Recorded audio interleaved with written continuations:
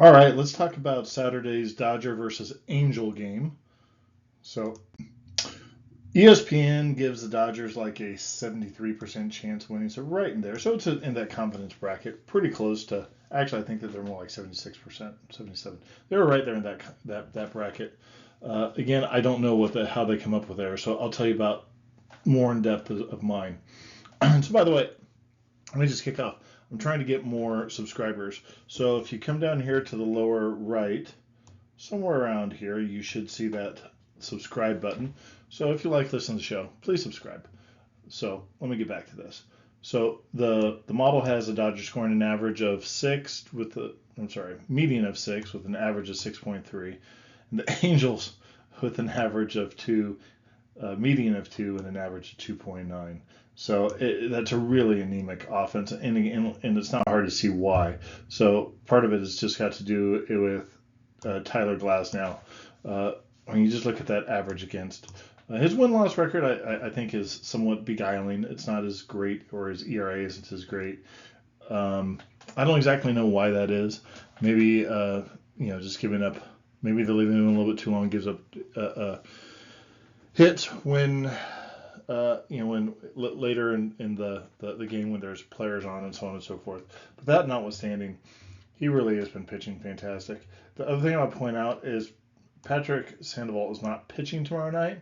Right now, they have it as undetermined or a new pitcher who there's no stats on yet. So I just use Patrick Sandoval more as just as a placeholder, and I think that that average against is probably pretty representative. So we talked about this last night. When it comes to the Dodgers, the bottom half of that lineup, generally speaking, has me worried overall. The 6 through 9 spot, the number 5 spot again with Mookie Betts out, everyone's shifted up one.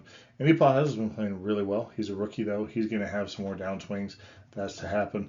And when you come over here and you look at the Angels lineup, there's really not many bright spots in it.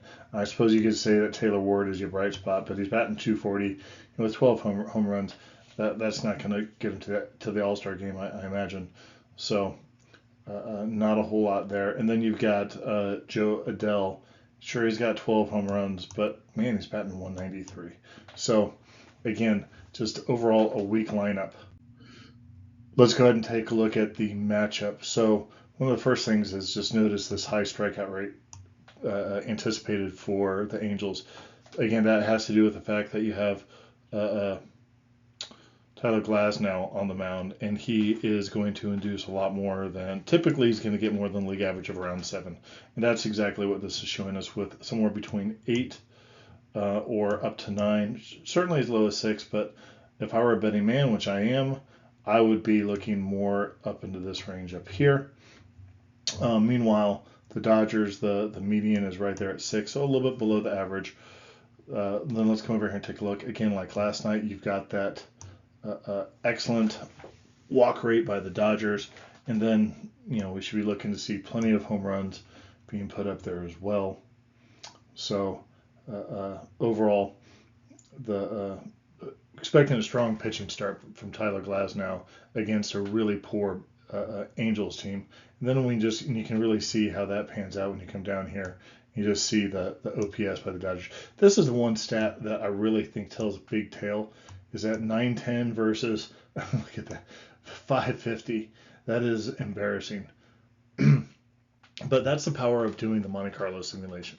Take the same game, same lineup, play it through 250 times. You take the stats and you look to see, well, what pans out. Does that mean that the Dodgers are going to win just because they're right around that 78% mark? Absolutely not. Teams come out when they're playing 162 games. You absolutely see players get tired.